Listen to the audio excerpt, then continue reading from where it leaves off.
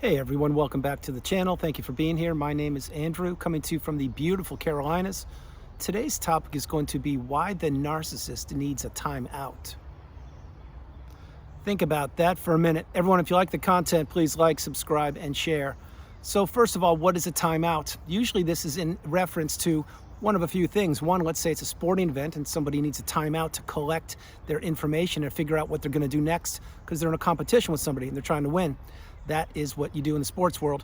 Another timeout would be, let's say that you have a child and they're not behaving properly. Well, you would say, hey, do you want a timeout? Do you need a timeout? Are you going to behave properly?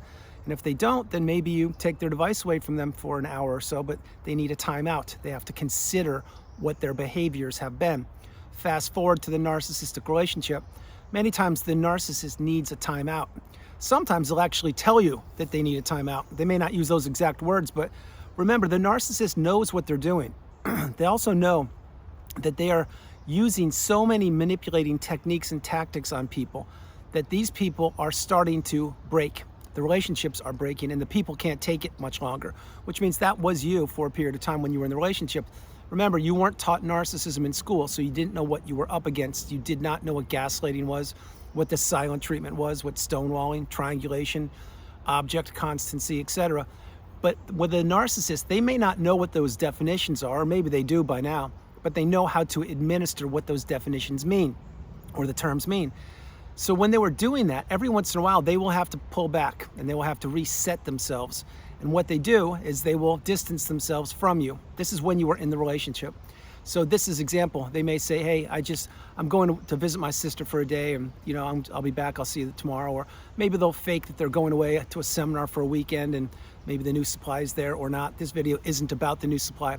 It's about the narcissist needs to recalibrate themselves, because what they did know back when they were in the relationship with you is that they had the best thing that they would ever have, which was you. And what they were doing is they were trying to pepper you with abuse. They were trying to break that relationship. They were using all of their tools in their arsenal of manipulation to create as much havoc and destruction in that relationship and basically to target you. But what they needed to do every once in a while was to lay off the gas just a little bit, to give you a day or two, maybe a couple of days to recharge your battery, to get away from them. Now, they wouldn't tell you that. This is just one of the nuances of the narcissistic abusive cycle. And the further you get away from the narcissist, the more you will realize what I'm sharing with you is accurate. But the narcissist will disappear, or maybe they'll even tell you. Example, like I said, hey, I'm just going to go to my sister's for a couple days, and I'm going to spend time with her, and maybe she needs help or whatever. Whatever the reason she's going to her sister's house for, that's not the point. The point is that narcissist was letting you recharge your battery, whether you knew it or not. Now, again, if you're in a stable or healthy relationship, do you need to recharge your battery? Sure, maybe once every 5 years or something, but you're not going to have to do it every single day. And the narcissist knows what they're doing. So if you think that they don't know what they're doing, think again. They put their clothes on the exact same way that you do. They breathe the same air and oxygen as we do. They're the exact same human being, except for what they do, the destruction and the manipulation and the lies and deceit and chaos and confusion that they create. But when the narcissist goes away for a few days, let's say, or maybe it's even a half a day, who knows? What they're doing is they are now probably peppering that other person with some toxicity, but they're certainly allowing you to recharge your battery. So when they come back, again, remember, you were groomed and trapped and tricked into that relationship. You were manipulated. So when you came back, you probably were rolling out the red carpet for them. Hey, how was the trip? Did everything go great? And you're listening to them and they're just telling you whatever they wanted to, which probably some of it was true, most of it wasn't, because again, I'm going to insert the new supply. They probably were there or in the vicinity, who knows? But when the narcissist comes back, it's as if they want to wipe the slate clean with you. They want to just get a big eraser and go like this, boom, because they want to start fresh with you. And they were looking at you and watching you and listening to you. And they were seeing how you were behaving when they would return back from these sudden timeouts. And they would be saying to themselves, wait, this person's actually happy. They're in a good mood. Oh, this is just great. I'm going to get to ruin their mood that they're in. Maybe I'll do it now. No, you know what? I think I'll wait till after dinner and I'll blow up on something that they did or didn't do when I was away. This is what the narcissist doesn't want. They don't want stability. They don't want tranquility. They don't want peace or harmony. What they want is disruption. And they want to keep people stuck in that loop of manipulation, i.e. the narcissistic abusive cycle, going around and around and around. So that is why, using the example, let's say that the narcissist came back from their sisters, as the example mentioned. Well, maybe the narcissist would be in a great mood. Now think for a minute. Why would they be in a great mood? Did they just actually help problem solve what their sister needed? I doubt it. Did they match up with a new supply? Possibly. Did they get rid of some toxicity when they weren't around you so you could recharge your battery so they could get back on track and begin to pepper you with more abuse? Most likely. This is what they do. The narcissistic abusive cycle goes around and around, and the first part is usually the euphoric / love bomb stage. The second part is the devaluation stage. Third is the discard or the ending of the relationship, and at times you may get a hoover. A hoover is when the narcissist is trying to draw you back into the relationship. Remember, do not accept a hoover.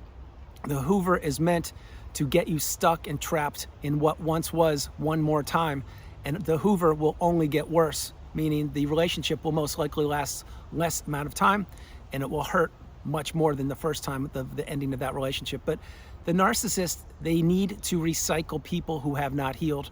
They need to recycle people who have not found that needle in a haystack and they haven't gone no contact and blocked the narcissist, etc.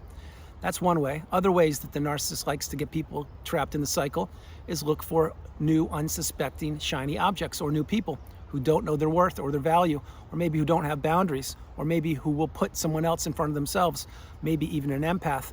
These people don't know that narcissism is walking the planet, and these people are susceptible to falling into the relationship and believing in the mask, which is what the narcissist wants everybody to do. But that's not what we do in the community. What we do is we go no contact, block, etc. Now, having said these things, when the narcissist needs a timeout, think about the two examples I shared with you in the beginning. One would be in a sporting event, and one would be a child who perhaps you had to reprimand for, maybe not doing their dishes or whatever kids need to be doing these days. The reasons there, if you fast forward to the narcissist, that's what the narcissist is. Everything to them is a competition, like that sporting event. It is a game. And at times they will need a timeout to figure out what the next step is. Example, when they disappear or say, hey, I'm going away for a couple days, or maybe it's a week, who knows? What are they doing? Are they planning and plotting for the demise or the ending of that relationship? Are they communicating with the new supply, getting ready to insert them into the relationship? Are they looking for another new shiny object to triangulate you with? Or are they really slowing their life down, meditating, healing, and processing, and doing all the things that you're doing? No, they're not doing any of those. They need timeouts so frequently, and you may have noticed these in the relationship, maybe you wouldn't. Let's forget the day example or the week example. Let's say you were with a narcissist, and remember, you didn't know they were a narcissist, but you would be in the house, and they would just tell you, hey, I have to go. I've got to go grab something from the store. But it would be kind of abruptly. And you're like, well, okay, but what's going on? What's the big deal? I can wait till tomorrow. What you're going to buy is just hamburger helper, and we can do that tomorrow. What's the big deal? But no, I have to go. I have to go right now. I just need to get out of here. That's what they would say. So they would go, and then maybe they would slam the door, or maybe they would just disappear, not even answer you. Who knows? But you would just be scratching your head saying, again? Like, what's the urgency? Why is this person? Why can't they just sit still or just be? They always have to be on the go. Well, the reason why there is a couple reasons. It could be one, because maybe they just got a text from your replacement. Maybe they just got a text from the new supply. Maybe they just realized that they're about to blow up on you, and they don't want to do that necessarily because they're going to wait till after dinner tonight again, or till tomorrow, because tomorrow's your birthday, and they want to save up the big grand finale for your birthday. So they don't want to pepper you tonight. They kind of want to keep the peace tonight, if you will, and they know this. And what they also know is if they jump in the car and disappear for 10, 20, or 30 minutes, they can regulate themselves. They can be texting on dating apps or texting on apps or social media, and they can be getting supply from another source. So when they come back without the hamburger helper, wink, wink, then you're like, oh, you're back. How did it go? And they would just say nothing, or say, oh, the store ran out. They didn't have it. So, but I'm here. See, think about why they disappeared for that little mini period of time. It was to communicate with other people, most likely. Also, it was to get away from you for a period of time, probably maybe even to invalidate you or to slam the door and act like you did something wrong. So when they would come home, you would apologize for doing something you did or didn't do. But it was, again, to control your emotions and your mindset and what you did. And it was to make you scratch your head, like, why do they have to go out to buy this? We're not even going to have that for dinner tonight. What's the big deal? These are the games of the narcissist. These are the timeouts that the narcissist needs. And many times the narcissist knows that they themselves need the timeout. Many times they don't. And when they don't, that's when you're going to experience a rage fit or gaslighting or blame shifting, etc. But the stability of the narcissist is nowhere to be found. These people are unregulated, without sounding boards, without walking apologies, without unpaid helpers, without people to tolerate the poor behavior until they don't any longer. And that one period of time, that was you, it was me. But no longer do we do that. We can now spot the signs of toxicity a mile away. We can now see if someone's actions match their words.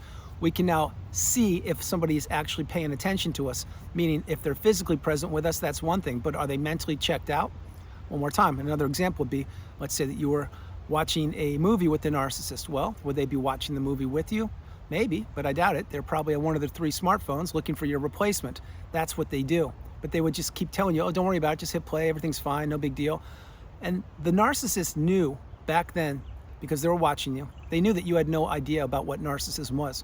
So they could toy with you like a cat toys with a mouse, and they could play with you, and they could sprinkle in a little bit of love bomb / euphoric stage whenever they wanted to, and they could get you to do anything that they wanted you to do virtually, because you were in it deep. You were in the narcissistic fog, a place that you did not even know existed, and you were looking for the passage to the place where you once were before, which was not in the narcissistic fog. And you were trapped there, and it was not a fun place to be. And the narcissist knew this. So throughout that relationship, think about this for a moment. When you were in it, many times the narcissist would abruptly take a phone call or say, wait, I have to answer this text. Or they would disappear for a couple minutes, 10, 20, 30 minutes. Or they would disappear for a couple hours or days or weeks.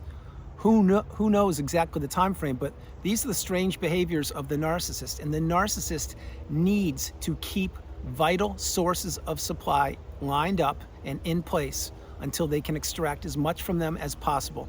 Again, that was you, and that certainly was me.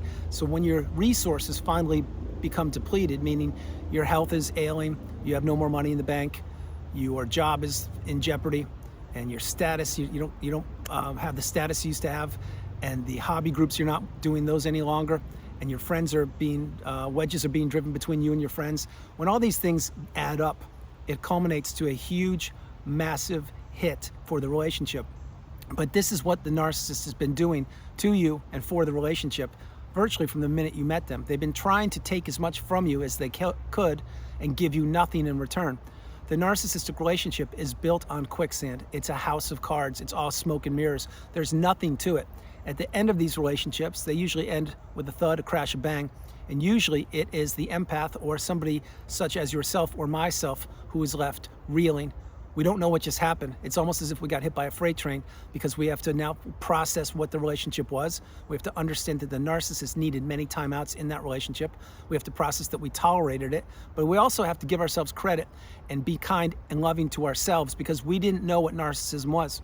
We entered a relationship believing that that person was going to keep their word, not knowing that they were going to rip the mask off slowly throughout the relationship and begin to devalue us, the whole time fooling us and taking whatever they could from us. This is what the narcissist does. So again, we weren't educated on this.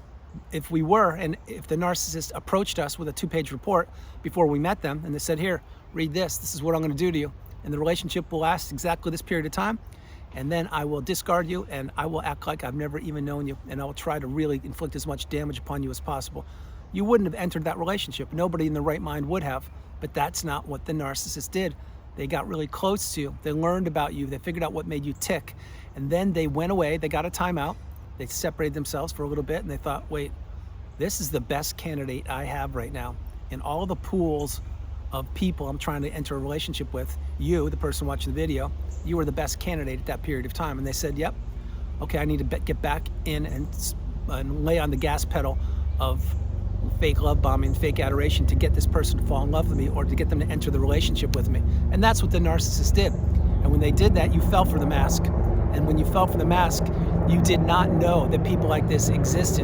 You figured out later that once the narcissist knew that they had you, example, they married you, you had kids with them, you relocated, you gave them a job, or you paid their way through university or college or whatever, you figured that things shifted rather quickly, because that's when the narcissist officially had the upper hand, and they were not going to keep their end of the bargain. What they were going to do was future fake you and give you promises of things that would never happen. You see, the narcissist wants to go on from person to person, relationship to relationship, always elevating their status, always elevating their bank account, always elevating their lifestyle. That's what they want to do. And when they found you, you were just another piece of them moving up the ladder of life. That's the way they look at it. That's not the way I look at it. But this is a fact. This is what the narcissist does. They're always trying to improve and gain and gather and collect money, people's hearts, relationships. That's what they want to do. But every once in a while, you will notice the narcissist needs a timeout, just like that petulant child that needs to be scolded. Does the child need a timeout? Yeah, they probably did. And so they would be given a timeout. Maybe it was a couple hours.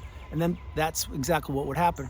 So everyone, that's the video. I hope you liked it. I loved doing it from the beautiful Carolinas. This is Andrew. Namaste. Have a great afternoon, evening, or morning, no matter where you are on the planet. You are not alone. Remember that, you are not alone. I'm ending the video a little early because I have visitors, and no, it's not Bigfoot. I love y'all. I'll talk to you guys tomorrow. All right, bye.